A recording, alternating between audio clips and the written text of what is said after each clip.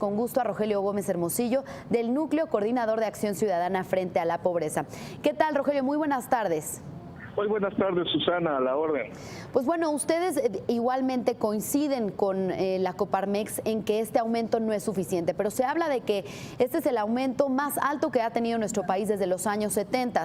¿Qué nos puedes decir al respecto? Sí, por supuesto, pero fíjate que lo importante no es la cantidad, sino el concepto.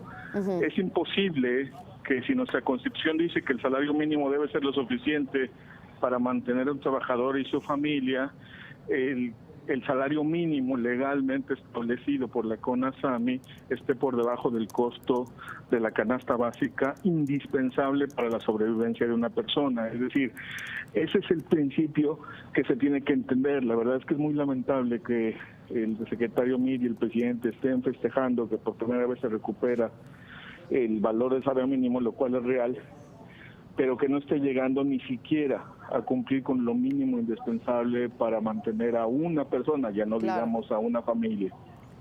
Claro, pero bueno, digamos, ¿consideran que es un avance importante, como lo decía la Secretaría de Hacienda, o este paso debió ser mucho más grande? El paso evidentemente se queda corto, Susana, porque sigue siendo un incumplimiento flagrante de la Constitución. O sea, no es un tema de opiniones, es un tema básicamente de que hay un organismo, que es el Coneval, que fija el costo, lo que es indispensable para la sobrevivencia mínima de una persona para no vivir en pobreza, que ahorita andaría en los 95 pesos, un poco más, y la CONASAMI no lo tomó en cuenta. Por lo tanto, aunque el aumento sea significativo y, digamos, responde a las presiones que hemos hecho, no corresponde a lo que se requiere, y es paradójico que sean los patrones quienes propongan subirlo y sea el gobierno quien se dedique a detenerlo. Es decir, el gobierno tiene una política de generación de pobreza, y aunque tuviéramos una buena política social no lograríamos resultados. Claro que tampoco tenemos una buena política social, pero esta decisión de política económica es muy seria porque fabrica pobreza.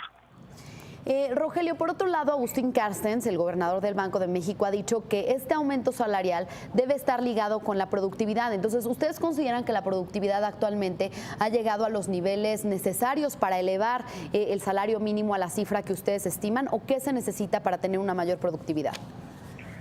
Mira, por supuesto que los salarios en su conjunto deben estar ligados a la productividad, pero hay que ser muy claros, estamos hablando del mínimo. Por supuesto, la economía mexicana tiene una productividad suficiente para mantener un mínimo muy por encima de lo que, ni siquiera para la canasta básica, sino a lo mejor podríamos llegar en algunos años rápidamente al salario constitucional, que debería andar como por los 200 pesos, es decir, algo suficiente para que los perceptores de cada hogar puedan mantener una familia promedio en México, pero eso tiene que hacerse en varios años. Entonces, el tema de la productividad ciertamente es una cuestión muy seria para el conjunto de los salarios, pero estamos hablando del mínimo. Tenemos el salario mínimo por abajo de Nicaragua, por abajo de Honduras, por abajo de El Salvador, por abajo de Panamá, por abajo de Guatemala.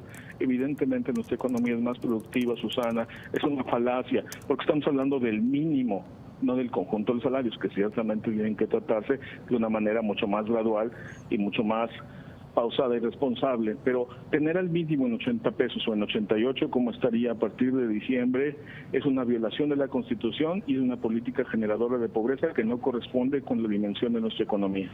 Bien, entonces, al no estar de acuerdo, ¿cuáles serán las siguientes acciones que llevarán a cabo también junto con la Coparmex y otras organizaciones que pues no están de acuerdo con este aumento?